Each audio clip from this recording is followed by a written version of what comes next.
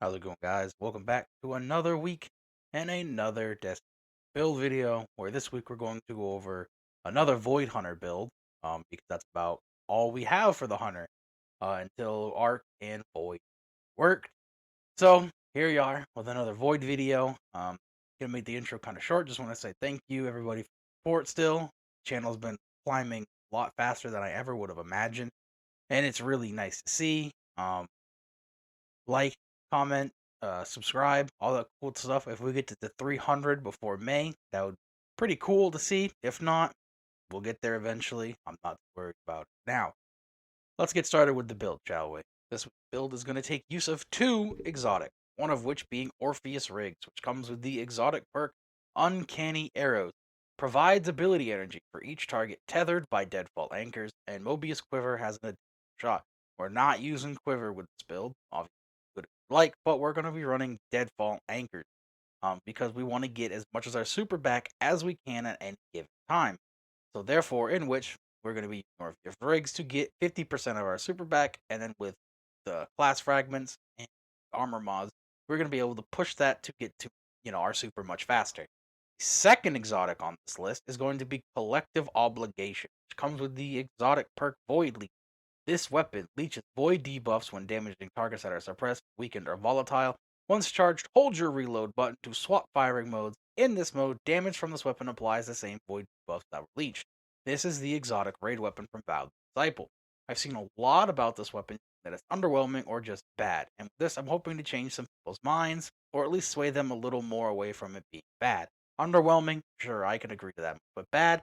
No. I've had so much fun using this weapon in like higher end game content where it can actually be very useful, especially with this build. First of all, it can leech all three debuffs at once and then apply them with the alternate firing mode. So let's say that you have Weaken applied to you've leeched Weaken, swap to it. Now you can apply Weaken with your bullets, with your gun, with little to no effort. You don't need to shoot them a lot to get the buff. Like it's like maybe like two bullets connect, boom, you get the buff. It's really good. Secondly, it's Void, which is very good for our Void 3.0, especially this season with the artifact mods we have. And lastly, whenever you get an overshield, devour, or become invisible, the gun automatically reloads. And on the Hunter class, we can really abuse going invisible to reload our gun without obviously using marksman dodge. So that being said, let's move on to the actual class setup that we're going to be using. Push collective obligation even further beyond what people would expect for it to do. For our super, we're going to be using Shadow Shot Deadfall. Tether foes to avoid anchor, weakening and suppressing them for you and your allies. The void anchors fired from Shadow Shot pull targets toward the impact point, which becomes traps and wait for prey. Void anchors have increased range and last longer. While targets are tethered, it will be very easy to get two of the debuffs drained and applied for collective obligation, and with Orpheus Rigs, we'll be getting up 50% of our super back, so then we don't have to wait as long for the next one. Of course, getting the first one is going to be tedious. However, the second, the third, the fourth, the fifth, however many you need, they're going to be a lot quicker to get, and it's just going to be, a lot easier to apply your tether debuffs. First aspect we're going to be looking at is Stylus Executioner. Defeating a weakened, suppressed, or volatile target grants invisibility and true sight. After performing a Stylus Execution, your next melee, while invisible, against target. While we're shooting, the alternative fire mode from Obligation will be applying those debuffs and allowing us to go invisible and reload the weapon constantly. It's a very easy way to, apply debuffs and actually have this fragment aspect work. So it's a very no-brainer for that one. We're not really looking to take advantage of the true sight, just the invisibility. And because we're trying to look at taking advantage of invisibility, we're also going to be taking Vanishing Step, which is dodging makes you invisible. Very simple aspect, used for the invisibility as well as extra fragment slot we're going to get from just applying both of these aspects at the time. First fragment we're going to look at is Echo of Expulsion. Void final ability blows cause targets to explode, also grants us plus intellect. This is fantastic for extra ad clear. It will make it so targets that get caught in your tethers will explode and chain other targets in the tether to explode as well, making more orbs for your ally. Probably one of my favorite fragments to use across all three classes. Really, really nice. And then we have Echo of Reprisal. Final blows when surrounded by combatants grant super energy. So what I would do with this particular fragment is I would tether a group of enemies, wait for my Orpheus to chain as much as it could to get as close or to my 50%. Then I will get close to the tethered enemies and get my final blows, granting me a fair bit of super energy. However, if you're running this in like Grandmaster content, I would advise you not to do this unless you are very confident.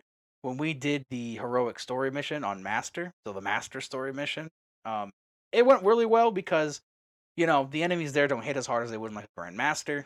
So just keep that in mind. We're also going to be doing Echo of Domineering. After suppressing a target, you gain greatly increased mobility for a short period, and your equipped weapon is loaded from reserves, plus 10 discipline. The reload function of this Echo isn't what we're here for. It's a nice addition, however, not needed. However, when we suppress a target, whether it be from tethers, obligation, or if you're running suppressor grenades, it will boost our mobility, which will come in handy for some of the armor mods we are using, as well as just being able to go invisible again. Really nice. And then finally, we have Echo of Instability. Defeating a target with a grenade grant your void weapon volatile round. It also gives us plus strength. Now, I know we have Volatile Flow, which is a mod off the artifact. However, that will go away at the end of the season, and this fragment won't.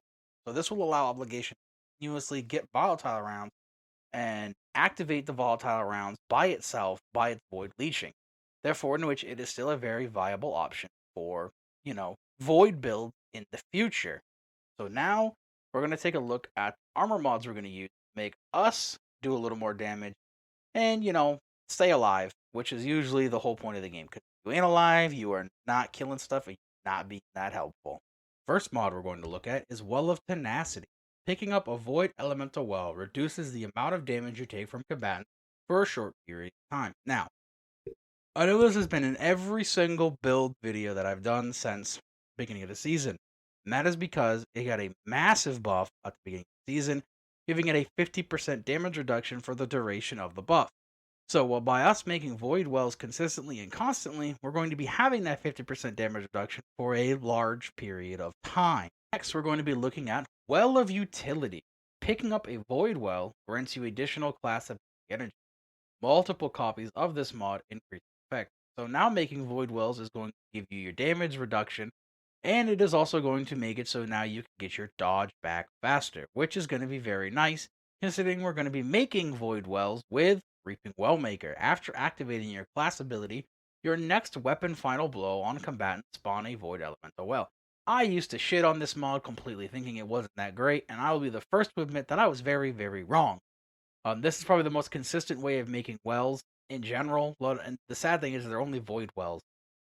So hopefully in the future we'll have a better way of making at least arc wells, because with solar wells we can use explosive well maker, and that's going to be good because I'm sure that a lot of our solar rework is going to be based around explosions. So therefore, in which that's easy, but for arc, not a lot of great options that we have. But we'll get to that when we get our arc rework. Next, we're going to be looking at Font of Wisdom. Picking up an elemental well that matches your subclass type grants you temporary significant buff to your intellect, improving the recharge rate of your super. Using a void subclass, making void wells, so this works perfectly and increases the amount of uptime and usage we are going to have on our super. This boosts our intellect to 100 no matter your intellect stat. So what I like to do is, for builds like this where I'm using Font of Wisdom, I will have a lower intellect because I will be taking advantage of this mod, which is very, very nice. One of my favorites to use. And lastly, we are going to look at Elemental Armament. Combatant weapon final blows with a damage matching your subclass element have an escalating chance to spawn an elemental well. This is just used to, potentially get some more Void Elemental Wells in order to keep all the mods working, considering Collective Obligation a Void weapon. Um, so with that is the really majority of the build. You can throw other stuff in there that you want to use. I eventually switched off of suppressors and started using Vortex Grenades, because that was a much more consistent way to get my volatile rounds with Echo of Invincibility. And I used Unstoppable Pulse Rifle with Obligation. Obviously, if you're going to be running into champions, that's fine. And then I used Overload Grenades, which I don't think I even have a thing to show for Overload Grenades. But basically, throw a Void Grenade, overloads targets. I find that the Overload Grenade to be a much more consistent way to deal with Overload champs this season, because honestly, auto rifles and SMGs just aren't it. Like, I emptied an entire clip of my overflow crate and it just didn't overload champ. So With that being said, keep all this stuff in mind. And if you want, I know this is a raid weapon, so if you haven't done the raid or like to run the raid with, more often, just let me know. I'm part of a fantastic community that teaches people every day or just about every single day in order to get people through. And there's always people in there looking to raid. So please let me know, any way that I can help the Destiny community as a whole, get into raids, get the experience that they want, and then go from there. And if you are a solo player like I was, it will make the game feel so refreshing when you play with people who have like the same drive to play the game with you. Now, with that being said, I hope everybody has enjoyed this video. Leave a like, comment. I would like to get to 300 before May. If not, no big deal. We'll get there eventually. Small baby steps, small baby goals. Now, I hope everybody has a good week.